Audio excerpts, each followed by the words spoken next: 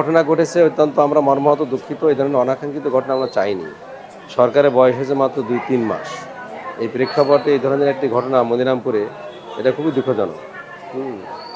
যারা এই ঘটনা ঘটিয়েছে, বিএনপির যে সমস্ত সন্ত্রাসী বা যুবদলের, আমরা এটাকে ধিক্কার জানাই, ঘৃণা করি। আমরা চাই সহনশীল একটা পরিবেশ, কিন্তু ইতিমধ্যেই বিভিন্ন দখলদারিত্ব নিয়ে তাদের যে দৌরাত্ম্য, এটা আমরা মোটেই পছন্দ করি না। আমরা জনগণের কল্যাণ চাই, রাষ্ট্রের উন্নয়ন চাই। রাষ্ট্রের উন্নয়ন, জনগণের কল্যাণ করতে গেলে জাতীয় ঐক্য প্রয়োজন। এছাড়া কিন্তু এটা কখনোই সম্ভব হয় না।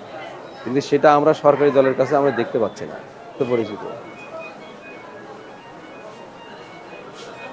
এক্স-রে রিপোর্ট দেখি।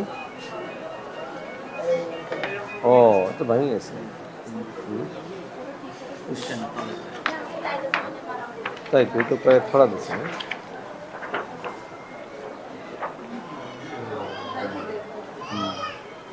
টুকটুকি একটা আলাদা হয়ে গেছে নাকি? ঝামেলা। আপনাদেরকে আর কোথায় লাগছে? বাড়ি কোথায় আপনার? আশাডাঙ্গা মানে খালাম্মাদের ওইখানে।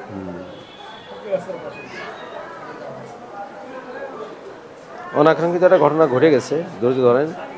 আজকে মিছিল করছিলেন আপনারা কয়টার দিকে? মিছিল হয়নি তো আমি জানি। আমার সামনে দেখে যাচ্ছি কি তাহলে আমরা কিছু লোক ওই শ্যামপুরের লোকজন জাতি ব্যক্তিগত সমস্যা, আমরা সবাই একটু আগায় দিয়ে আসি। এরপর আমরা কিছু যাওয়ার পরে কিছু আগে এভাবে গেলে একটু কষ্ট হয়ে যাবে। তারপর চলো যাওয়া হবে না। বৃষ্টি লেপে গেছে, তো বৃষ্টিতে বীজ দিচ্ছে। এবার লেখক কিছু বৃষ্টিতে এরকম ক্ষতি হবে কিন্তু না, চলোতে যত যাওয়া যায়। যাওয়ার পরে পাশে ওই কোল পাড়ি হওয়ার পরে রসুল্লাহ চন্দন ওই পাশে 7-10টা ছেলেমেয়ে এসে ব্যারিকেড দেওয়ার পরে লেখকের সঙ্গে তারা অবস্থা করে ভালো না। লেখকের দুজন যারা রড মিলে নেওয়ার পরে ওরা বলতে চাই তোরা কম কিনো। লেখককে বলতে চাই তো আমার বাড়ি যাচ্ছে, হাতে রডটা আর তুমি পিছন দিয়ে একজন বাড়ি গেছে লেখক ভাই, লেখকটা গুলি হয়ে গেছে। এবার আমার সামনে গুলি মারতে যাচ্ছে আমার, এর আর একজন বলছে না গুলি উপরে মার। তারপরে এরপরে ঘুম মারলে একজন, ঘুম মারার পরে এবার আসছে লেখক ভাইয়ের মায়ের পুত্র হাসছে পড়ে গেছে। এরপরে লেখক ভাইয়ের গুলি করতে যাচ্ছিল, তারপরে না গুলি করতে সেই পরবর্তীতে গুলি না। মাথায় কি কোপ দিছে?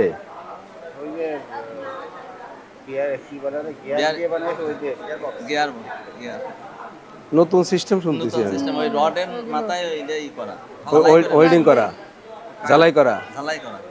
প্রযুক্তি আরো উন্নত করেছে। না ওই তো মানে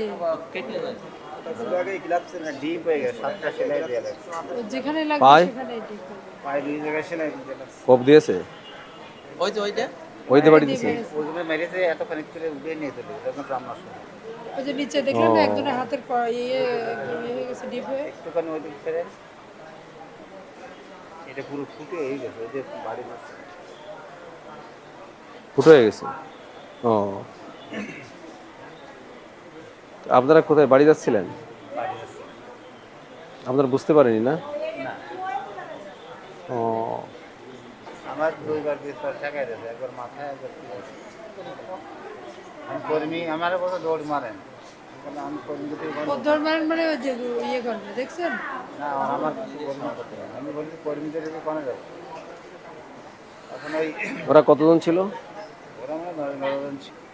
সম্পূর্ণ অহেতুক, মানে আমরা শান্তিপূর্ণভাবে চলে আসছিলাম, হসপিটালের রোগীগুলো সেখানে ছিল, আমরা হসপিটালের বাড়িতে আসছিলাম, সম্পূর্ণ অহেতুক এই কারণে। আমাদের প্রতিবাদ করতে হবে, দুর্বলতার কোনো সুযোগ নাই। কারণ আমরা অন্যায় অপকর্ম যারা করবে তাদেরকে কখনো প্রশ্রয় দিতে রাজি না। ঠিক আছে, আমরা দেশ এবং জাতির জন্যই কাজ করব, কিন্তু আমরা অন্যায় অসত্য অবিচারকে কখনো প্রশ্রয় দেব না। আমরা জনগণের পাশে থাকবো, জনগণের দাবি নিয়েই মাঠে থাকবো। আমরা কোনো সুযোগ নেই। আমরা বিএনপির সাথে সারা জীবন মিশে চললাম, এটা এসে শুরু করলো সন্ত্রাসী গোষ্ঠীর দ্বারা সে আক্রান্ত হয়ে মারাত্মকভাবে আহত অবস্থায় আছে। মাথায় তাকে 7টা সেলাই দিতে হয়েছে, পায়ে সেলাই দিতে হয়েছে। ধারালো অস্ত্র দিয়ে তারপর আঘাত করা হয়েছে হত্যা করার উদ্দেশ্যে। রব্বুল আলামিন তাকে তুমি হেফাজত করো, তাকে তুমি দ্রুত সুস্থ করে দাও। এবং যে সমস্ত সন্ত্রাসীরা মনিরামপুরের পরিবেশকে নষ্ট করার চেষ্টা করছে, মনিরামপুরের সুন্দর স্বাভাবিক একটি রাজনৈতিক পরিবেশ ছিল, এটাকে ধ্বংস করার চেষ্টা করছে, তাদের সকল প্রকার ষড়যন্ত্রকে তুমি ব্যর্থ করে দাও রব্বুল আলামিন। আমাদের কর্মীদের মধ্যে দেশপ্রেমকে জাগ্রত করো, দেশাত্মবোধে উদ্বুদ্ধ করো এবং তাদের সবাইকে ইমানি শক্তিতে বলীয়ান হয়ে দেশ এবং জাতির জন্যে কল্যাণমূলক কাজে তাদেরকে আরও শক্তিশালী ভূমিকা পালন করার তৌফিক তুমি তাদেরকে দান করো। তাকাব্বাল মিন্না ইন্নাকা আনতাস সামিউল আলিম ওয়া তুব আলাইনা ইন্নাকা আনতাত তাওয়াবুর রহিম বিরহমাতিকা।